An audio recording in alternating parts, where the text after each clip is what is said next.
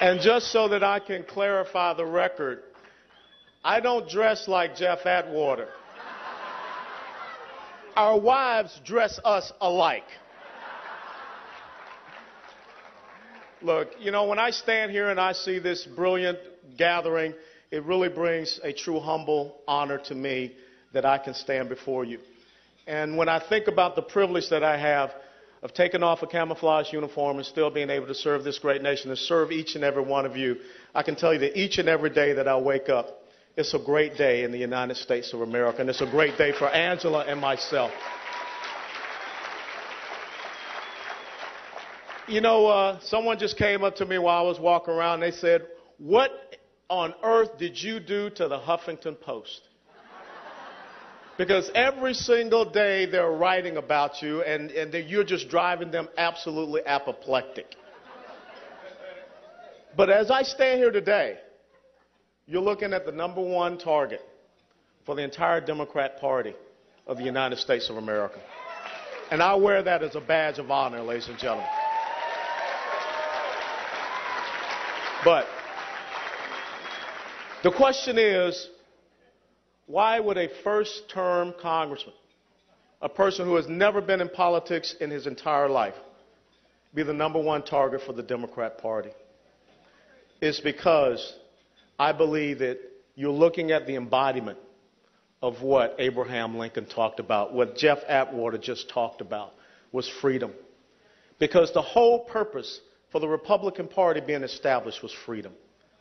It was the Emancipation Proclamation. It was the 13th, 14th, and 15th Amendments. It was all about individual freedom. That's why this party exists, and that's why we will continue to exist for years on end for this great nation. But really what you have to understand, it comes down to two different visions for this great nation, this great constitutional republic.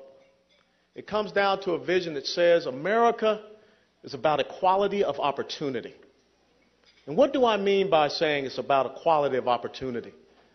It means that a young man born in 1961 in the inner city of Atlanta, Georgia, can stand today and be the congressional representative of the highest per capita income zip code in the United States of America. That's what it means.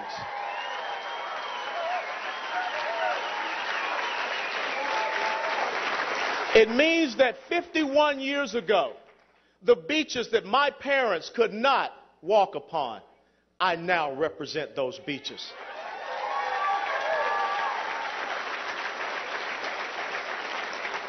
Equality of opportunity that says no matter where you are born, no matter where you come from to these great shores that we call America, you're rewarded. You're given those chances. You're given the opportunities to succeed. You're given a ladder upon which you can climb to have whatever greatness that you wish.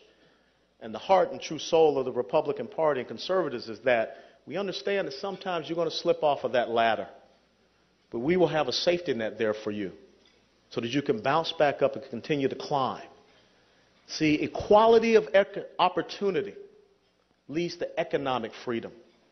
We've always stood for individual freedom, but we stand for economic freedom as well.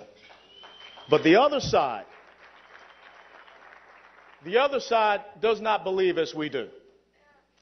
They see the safety net as a hammock. And they don't believe in equality of opportunity.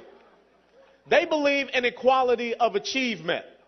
They believe that they are the arbiters of fairness. They believe that when you look upon young Allen West in 1961, born in the inner city of Atlanta, Georgia, son, that's where you'll stay. But we'll give you just enough that you can maintain a decent standard of life. But there's a ceiling upon which that we will place above you. Because equality of achievement leads to economic dependency. And it leads to an enslavement. And that's why we need to understand the history of the Democrat Party. The history of the Democrat Party is all about slavery, secession, segregation, and today it's about socialism.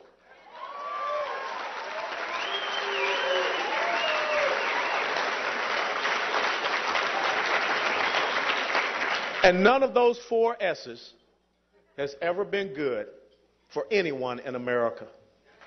And that is why they cannot stand someone as myself or my wife Angela, whose father came here from Jamaica. And because he just wanted a free haircut, he went down and signed up at the United States Army recruiting station. But he served a career in the military. He fought 2 tours of duty in Vietnam. And today, his daughter, my wife, has an MBA and a PhD. That's what America stands for. And that is what we seek to hand off to generation upon generation, our children and our grandchildren. That is the DNA that is in Americans. That is what Thomas Jefferson was talking about when he wrote in the Declaration of Independence, that we are endowed with certain unalienable rights given to us not by government, but our Creator, of life, of liberty, and a pursuit of happiness. But when you sit down at the State of the Union address, you see that President Obama believes that it's not a pursuit of happiness. He believes it's a guarantee of happiness. And that is not the essence of America. For it was Alexis de Tocqueville that said, the great American republic will cease to exist when Congress realizes that they can bribe the public with the public's money. And that is where we stand today. And that is why we have a debt to GDP ratio, which is 101%. But if you add in the unfunded mandates, CFO, now we're talking about a debt to GDP ratio that's closer to 140%. These are the times that try men's souls. Now, will you be a summer soldier? Will you be a sunshine patriot? Will you shirk away from the duties and responsibilities that our forefathers and mothers have laid down for us? Or will you stand in the gap? Will you stand on principle? Will you stand on honor? Will you stand on conviction with courage and with character and say, as the motto of the SEAL of the United States Army says, this we'll defend.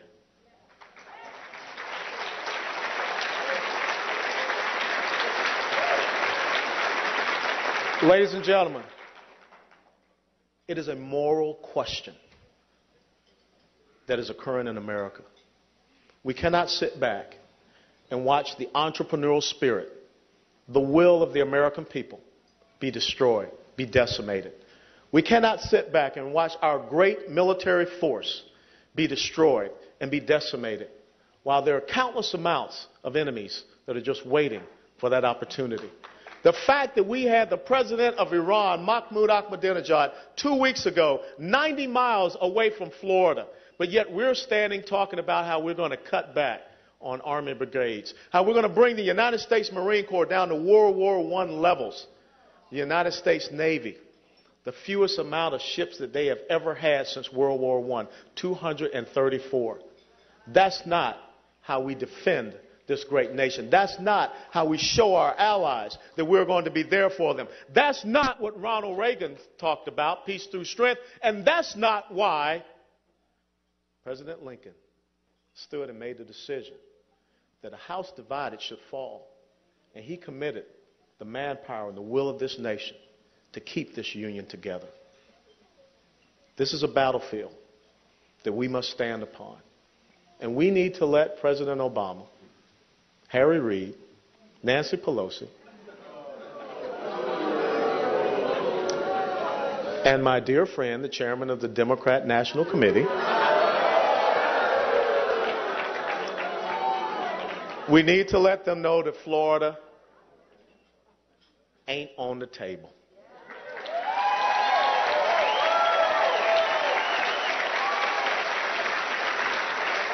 Take your message of equality of achievement, take your message of economic dependency, take your message of enslaving the entrepreneurial will and spirit of the American people somewhere else. You can take it to Europe, you can take it to the bottom of the sea, you can take it to the North Pole, but get the hell out of the United States of America.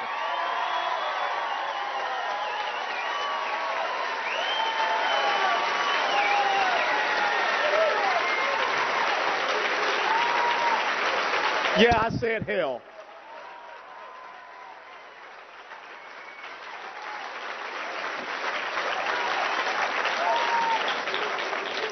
This is not about 1% and 99%.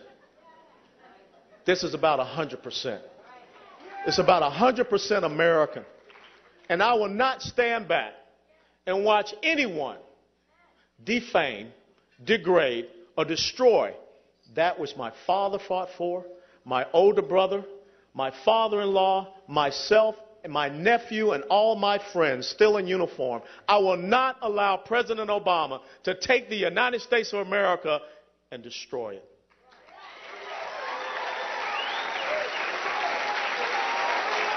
So,